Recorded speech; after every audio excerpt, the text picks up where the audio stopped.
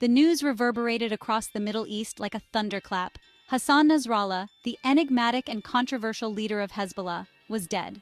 His demise, confirmed in the dead of night by both Hezbollah and the Israeli Defense Forces, sent shockwaves through the region, instantly igniting a powder keg of tensions and fears. Nasrallah, a figure both revered and reviled, had been a towering presence in Lebanese and Middle Eastern politics for decades. His assassination, attributed to an Israeli airstrike on Beirut, signaled a potentially cataclysmic shift in the region's volatile landscape. The air crackled with uncertainty. Rumors swirled like desert winds. Gunfire erupted in Dahia, the Hezbollah stronghold in Beirut, a grim symphony of defiance and despair. A thick plume of smoke, a grim beacon of destruction, rose from the heart of the city, a testament to the IDF's relentless bombardment. The message was clear. Israel, it seemed, was determined to dismantle Hezbollah piece by bloody piece. This was more than a targeted assassination. It was a declaration of war. The world held its breath, bracing for the inevitable storm. The assassination of Hassan Nasrallah triggered a global firestorm of reactions, a cacophony of condemnation, trepidation, and outright jubilation. The news spread like wildfire, igniting debates and discussions across continents. From the bustling streets of New York to the quiet corners of rural villages, people were glued to their screens, absorbing the gravity of the event. The United States, long a staunch opponent of Hezbollah, wasted no time in labeling Nasrallah a terrorist whose death, according to Vice President Kamala Harris, brought a measure of justice. Her statement was met with mixed reactions. Some hailed it as a victory against terrorism, while others feared the repercussions. The U.S. government buildings buzzed with activity as officials prepared for potential fallout. President Biden echoed the sentiment, his words laced with a chilling sense of finality. He emphasized the importance of standing firm against terrorist organizations, reiterating the nation's commitment to global security. The press conference room was filled with a tense silence as journalists scribbled notes and cameras clicked incessantly. Across the world, in the hallowed halls of Tehran, a very different tone prevailed. The city was draped in an air of solemnity, as people went about their daily lives with a heavy heart. The Iranian government buildings were adorned with black flags, symbolizing the nation's collective grief. Ayatollah Ali Khamenei, Iran's supreme leader, declared 5 days of mourning for Nasrallah, his voice thick with grief and defiance. His speech resonated deeply with the Iranian populace, who viewed Nasrallah as a martyr. The streets of Tehran were filled with mourners, their faces etched with sorrow and determination. Nasrallah, he proclaimed, was a great personality, an irreplaceable figure whose legacy would forever inspire the resistance front against Israel. His words were met with fervent chants and raised fists, as supporters vowed to continue Nasrallah's mission. The rallies grew in size, with people from all walks of life coming together to honor his memory. From Baghdad, Iraqi Prime Minister Shia al-Sudani added his voice to the chorus of mourning, announcing 3 days of national mourning. His announcement was broadcasted across the nation, and the streets of Baghdad were soon filled with mourners. The Iraqi flags flew at half-mast, a somber reminder of the loss felt by many. Hamas, Hezbollah's steadfast ally in Gaza, wasted no time in denouncing the assassination as a cowardly terrorist act, their words laced with venom and a chilling promise of revenge. The leaders' speeches were fiery, inciting the crowd to action. Protests erupted in Gaza, with people taking to the streets to voice their anger and frustration. The attack, they vowed, would only strengthen their resolve, solidifying the alliance between the two groups and fanning the flames of resistance. The sight of Hamas and Hezbollah flags flying together was a powerful symbol of unity. Armed militants patrolled the streets, their presence a stark reminder of the ongoing conflict. The world watched with bated breath, the lines in the sand redrawn in blood. The tension was palpable, as nations braced for the potential fallout. Soldiers patrolled conflict zones with heightened vigilance, and cityscapes were marked by increased security measures. The assassination of Hassan Nasrallah had set the stage for a new chapter in the ongoing saga of Middle Eastern geopolitics.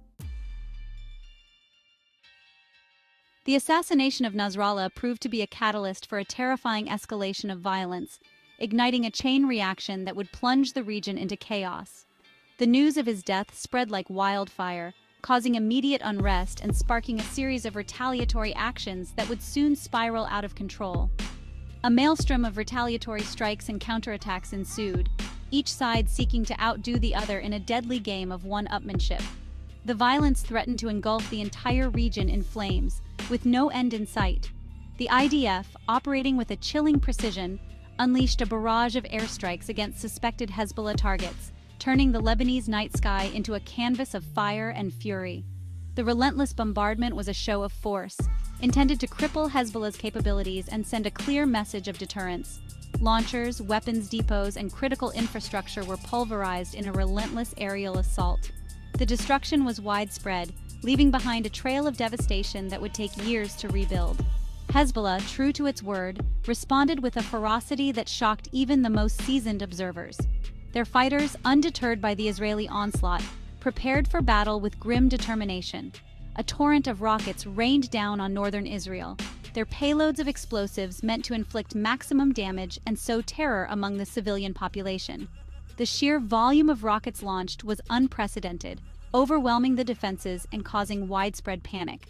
While some of the projectiles were intercepted by Israel's Iron Dome defense system, many others found their marks, transforming once peaceful neighborhoods into scenes of devastation and despair.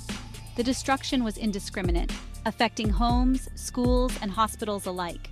The human cost of this tit-for-tat exchange of fire was nothing short of catastrophic. Innocent civilians bore the brunt of the violence, their lives forever altered by the conflict. The Lebanese Health Ministry reported a horrifying surge in casualties, with hospitals overwhelmed by the sheer number of wounded. Medical personnel worked around the clock, their resources stretched to the breaking point. The death toll, a grim testament to the brutality of war, continued to climb with each passing hour. Families were torn apart, their grief palpable as they mourned the loss of loved ones. The streets of Beirut, once brimming with life, were now haunted by the specter of death. The city, a shadow of its former self, stood as a stark reminder of the cost of conflict. The world watched in horror as the situation spiraled out of control.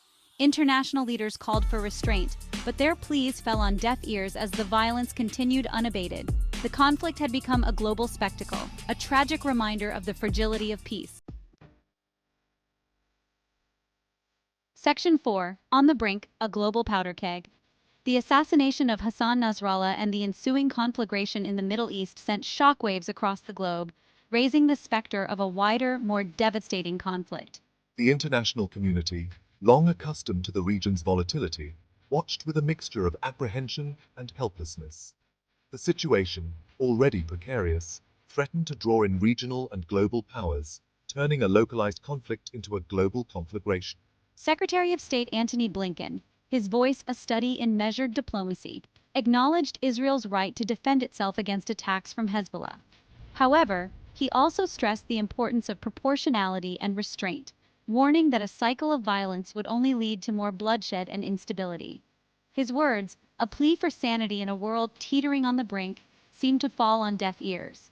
The international community scrambled to contain the crisis, but their efforts seemed woefully inadequate in the face of such entrenched animosity and the ever-present threat of escalation. The world held its breath, hoping against hope that cooler heads would prevail. Section 5. Israel's Gamble, a calculated risk or reckless endeavor. Israel's decision to assassinate Hassan Nasrallah was a gamble of immense proportions, a move that could reshape the geopolitical landscape of the Middle East. It was a strategic calculation fraught with risk and uncertainty, a high-stakes game where the consequences could be far-reaching and unpredictable. Proponents of the operation argued that the removal of Nasrallah, a figure who had become synonymous with Hezbollah's strength and resilience, a charismatic and cunning leader, would deal a crippling blow to Hezbollah, potentially fracturing the organization and diminishing its capacity to threaten Israel. They believed that without Nasrallah's leadership, Hezbollah would struggle to maintain its cohesion and effectiveness. The internal divisions within Hezbollah could be exacerbated, leading to infighting and a loss of direction. Nasrallah, they argued, was the glue that held Hezbollah together, the mastermind behind its military prowess and political influence. His strategic acumen and ability to inspire his followers made him an irreplaceable asset to the organization. However, critics of the assassination, including seasoned security analysts and former diplomats, warned that the operation could backfire spectacularly, igniting a level of violence and instability that Israel could ill afford. They pointed out that Hezbollah had a history of retaliating fiercely against perceived threats. The killing of Nasrallah, they argued, far from weakening Hezbollah, could actually strengthen the group's resolve, uniting its followers and fueling a dangerous cycle of revenge. The potential for an escalation in violence was a significant concern. Hezbollah's supporters, driven by a desire for retribution, could rally around a common cause, intensifying their efforts against Israel. The assassination could transform Nasrallah from a controversial figure into a martyr, a potent symbol of resistance against Israel. His image, plastered on posters and murals across the Middle East, could become a rallying cry for Hezbollah and its supporters, fueling a new generation of fighters determined to avenge their fallen leader. The symbolism of Nasrallah's martyrdom could galvanize support for Hezbollah's cause. His legacy, immortalized in the hearts and minds of his followers, could inspire continued resistance and defiance. The potential for increased recruitment and radicalization among Hezbollah's ranks was a real and present danger. The assassination could inadvertently strengthen Hezbollah's resolve and operational capabilities, making it a more formidable adversary. The world watched with a mixture of apprehension and fascination as Israel's gamble played out on the world stage. The international community was keenly aware of the potential ramifications of this bold move.